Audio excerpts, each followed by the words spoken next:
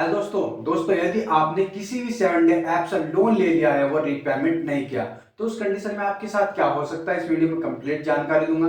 यदि चैनल पर नए हैं तो सब्सक्राइब कर लीजिए और वीडियो को लाइक कर दीजिए। दोस्तों, आपने देखा होगा जितनी भी 7 डे ऐप्स लोन है वह आपको ज्यादा अमाउंट नहीं देती है। 7,000 का ज्यादा यूज करती है, जैसे कि आपको 7,000 दिए 7 दिन के लिए, आपने वो रीपेमेंट कर दिया, फिर आपने दोबारा अप्लाई भी नहीं किया, फिर दोबारा से उन्हें लोन दे देते हैं। क्योंकि उनका जो मेथड होता है आईएमपीएस का होता है, एनएफटी का होता है, पर्सनल पेमेंट मेथड होता है। ठीक है, ऐसा मेथड कोई भी आरबीआई से रजिस्टर्ड नहीं है। ऐसी बहुत सारी ऐप्स है जो फेक है, आपको केवल लोन देती है और आपको क्या करते हैं, कॉन्टैक्ट हरासमेंट करती है, कॉल हरासमेंट करती है, अब्यूजिंग करती है, मतलब ये गाली वगैरह देती है, आपको डराती है, पुलिस आ जाएगी, वो हो जाएगी, सिविल डाउन हो जाएगा। लेकिन ऐसा कुछ करती नहीं है और फिर आपसे 7,000 के 12,000 रुपए ले लेती है, फिर दोबारा से 12,000 डाल देती है। मतलब आप अप्लाई भी नहीं करते, फिर दोबारा से 19,000 रुपए आपसे लेती है। केवल ये 7 डे ऐप जितनी भी है बिजनेस कर रही है। तो इस वीडियो में कंप्लीट जानकारी दूंगा। जैसे ही आपका लोन ड्यू में जाता है तो आपको एसएमएस और कॉल बहुत ज्यादा आने लगेगी, आपको गाली भी दी जाएगी। ठीक है, आपको हर तरह की बात बताई जाएगी कि आपके घर पुलिस आ जाएगी, हम विजिट कर रहे हैं 3 बजे, आपको कभी कोई लोन मिलेगा नहीं है। तो इस तरीके की यहाँ पर बहुत सारी प्रॉब्लम है, कॉल जरूर आएगी। और देखिए यहाँ पर आपका सिविल डाउन होएगा, क्या होएगा या नहीं होएगा। तो सबसे पहले देख लीजिए, यदि कोई भी कंपनी एनबीएफसी रजिस्टर्ड है तो वो आपका सिविल डाउन करेगी। लेकिन 7 डे ऐप्स भी काफी सारी ऐसे है कि एनबीएफसी रजिस्टर्ड है, जैसे केस बीन चल रही थी, क्रेडिट बीन है, मतलब कि एनबीएफसी रजिस्टर्ड है, धनी की एनबीएफसी रजिस्टर्ड है। तो इन्होंने अब 7 डे ऐप्स भी बना रखी है और उससे ही रजिस्ट्रेशन करा रखा है। तो इसका पता आपको लगाना है, यहाँ पर पेटीएम पे जाना है या पैसा बाजार पे जाना है या सिविल.com पे जाना है। अगर आपका अकाउंट दिखा रही है वहां पे लोन अकाउंट, तो वो एनबीएफसी रजिस्टर्ड है। यदि एनबीएफसी रजिस्टर्ड है तो आपका सिविल डाउन होगा। ठीक है, यदि यहाँ पर आपका कोई भी अकाउंट नहीं दिखा सिविल में, वो फ्रॉड ऐप्स है, तो वो वहां पर सिविल डाउन नहीं होगा। और ऐसी ऐप्स का आपको लोन भी पेड नहीं करना है, कोई दिक्कत नहीं, कोई प्रॉब्लम नहीं होगी। तो अब बात कर लेते हैं नोटिस की। देखिए दोस्तों, नोटिस ज्यादा बड़ी बात नहीं है, क्योंकि इसे कोई भी भेज सकता है। वैसे जैसे कि आपने देखा होगा 7,000 रुपए का लोन दिया, 12,000 रुपए ले लेती है, तो 100 रुपए का खर्चा करके कोई भी नोटिस भेज सकता है, फ्रॉड नोटिस भेज देते हैं। तो इस तरीके से नोटिस आ जाता है। लेकिन यहाँ पर 60 दिन में कोई नोटिस नहीं देखने को मिलता, अगर ज्यादा ही परेशान करके नोटिस भेज देते हैं। ठीक है, इस तरीके से नोटिस आएगा। लेकिन कॉन्टैक्ट हरासमेंट 100% होगा।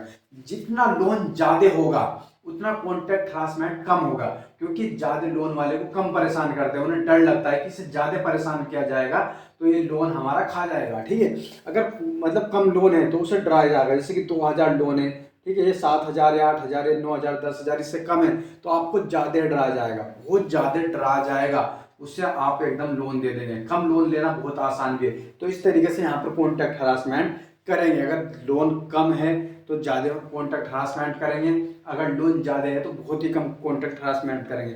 व्हाट्सएप का भी यही हरासमेंट, अगर आपके पास 2,000 या 3,000 लोन है तो ज्यादा हरासमेंट करेंगे। ठीक है, यदि आपका अमाउंट ज्यादा है, वैसे ज्यादा देते तो नहीं है, अगर ज्यादा मिल गया आपको दे दिया तो बहुत कम आपका व्हाट्सएप हरासमेंट करेंगे।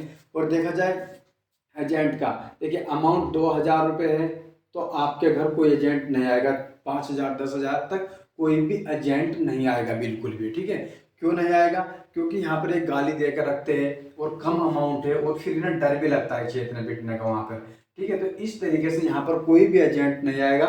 और अगर आपका अमाउंट 30K से ज्यादा है और एनबीएफसी रजिस्टर्ड है, कोई भी कंपनी एनबीएफसी रजिस्टर्ड है, ठीक है, तो उसके एजेंट आते हैं वे, क्योंकि वे कॉन्टैक्ट हरासमेंट नहीं करते, व्हाट्सएप को कॉन्टैक्ट हरासमेंट नहीं करते, गाली वगैरह नहीं देते, और एनबीएफसी कंपनी रजिस्टर्ड है तो उनके एजेंट आ जाते हैं। लेकिन अमाउंट 30,000 से ज्यादा है, वैसे तो ज्यादा ये देती नहीं है, लेकिन अगर दे दिए तो तब इसके एजेंट आ सकते हैं, वैसे नहीं आएंगे।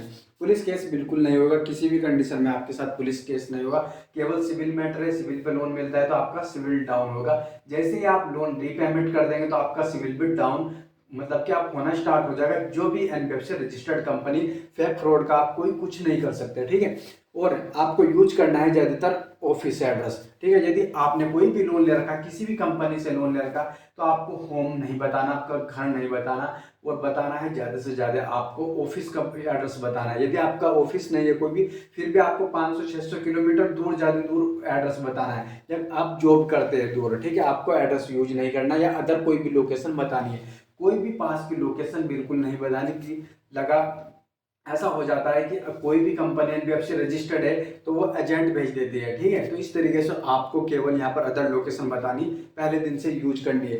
और यहाँ पर अपने डीपी चेंज रखे, कोई भी गर्ल्स है, लड़के वगैरह, वुमेन्स है, तो आपको अपने व्हाट्सएप पे डीपी नहीं लगानी। जैसे ही आपके डीपी देखते हैं और वे व्हाट्सएप पे यहाँ पर आपको परेशान करते हैं और आपकी गर्ल्स की डीपी मिल जाती है तो और भी ज़्यादा परेशान किया जाता है। तो इस तरीके से यहाँ पर आपको डीपी हटा देनी है, बिल्कुल हटा दीजिए। ठीक है, और यहाँ पर फेक कॉन्टैक्ट लिस्ट का ही यूज करना है। पहले अपनी ऐप्स को अनइंस्टॉल कर देना है, फिर फेक कॉन्टैक्ट लिस्ट बनानी है, फिर इंस्टॉल कर देनी है, फिर उसे फेक कॉन्टैक्ट लिस्ट चली जाएगी, फिर ऐप्स बिल्कुल डिलीट कर देनी है। ऐप्स को कम से कम अपने मोबाइल में रखना है। जैसे ही आप देख रहे हैं कि मैं लोन पेड नहीं कर सकता, बहुत जल्दी से जल्दी नहीं कर सकता, तो आपको बिल्कुल भी ऐप्स अपने मोबाइल में नहीं रखनी है। और यहाँ पर फेक एड्रेस यूज करें, ज़्यादा से ज़्यादा अपना फेक एड्रेस यूज करें। आपको बिल्कुल अपना घर नहीं बताना, दूसरी जगह बताना है, क्योंकि एजेंट कभी भी आ सकते हैं, लेकिन आपको बताना है दूसरी जगह से।